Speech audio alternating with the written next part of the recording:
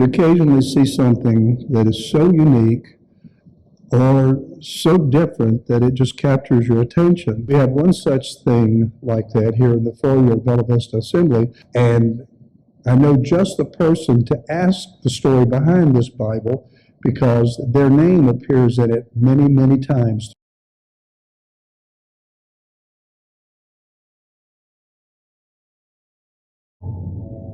Pastor Jack Glass was looking for a way of unifying all the churches in the village. And as a result, he thought of creating this handwritten Bible with each church participating. And during that particular year, Pastor Glass was serving as president of the Ministerial Alliance here in Bella Vista.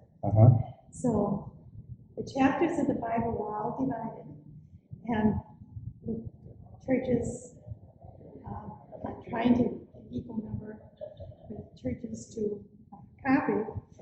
And the only rule was that they could use any version they wanted to. It could be,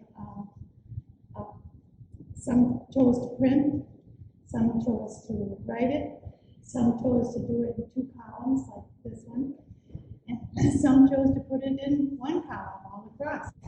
You see some of it's script, right. Some of it's printed. I saw some calligraphy in here too. Yes. Mm-hmm. Yep.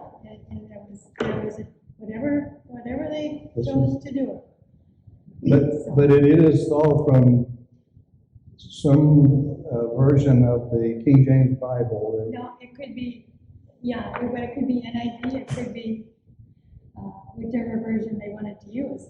That doesn't matter. There's some Spanish written in there. I saw that. Hispanic, and I think there was even some German in it at one point. There could be. They would complete their portion, and then they'd bring it to me, and I would check off. There is. So you were the coordinator. Yeah. So somebody had to do it.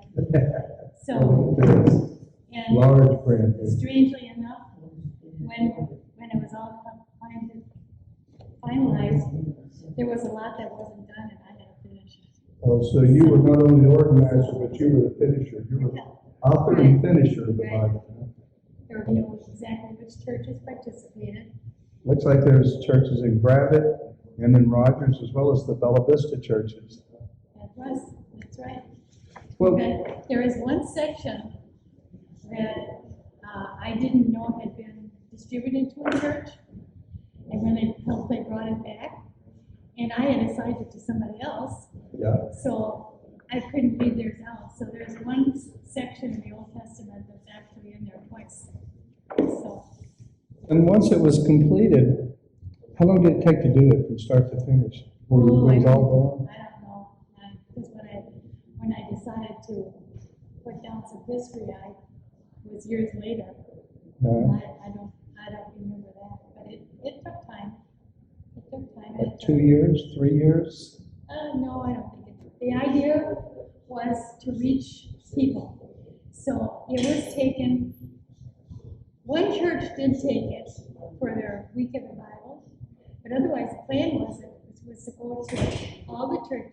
It would travel. All the churches, they would have a chance to view it, and then it would come back home. Because, it weighs 22 pounds. It's not like you No, I dropped it the other day. Right. So we're one of the few churches in the village that have a clue this even exists. That's right.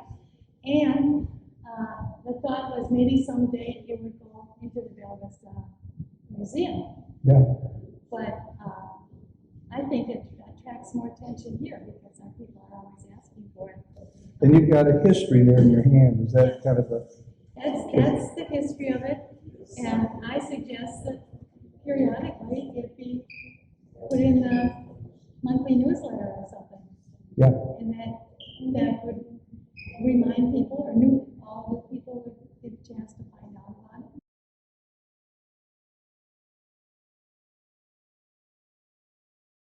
it. Let's see if we can record over Wayne. Hey, go someplace else. Yeah, you guys are going to have to adjourn somewhere. We got important stuff going.